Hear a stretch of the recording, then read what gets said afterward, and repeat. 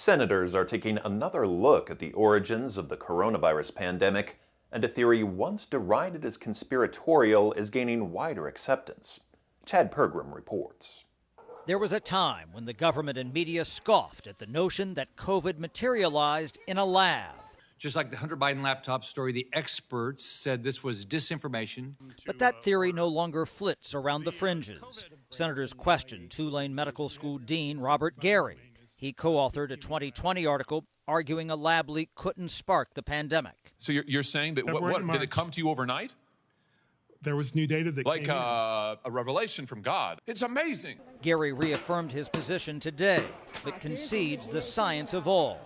However, the face of the pandemic response is now more open to the lab leak theory. We don't know what the origin of this virus is. I keep a completely open mind. Garry sparred with senators about his article indicating a natural origin. That is scientific misconduct and fraud. We didn't put anything in that paper that we didn't believe was true. That's not fraud, sir. That is just the way that the scientific method works. Mr. Chairman. Other scientists upbraided Garry. This is the most egregious form of scientific misconduct, publishing a paper where you know the conclusions are untrue. Questions linger about what went down in Wuhan. It's one jump from one animal to one human.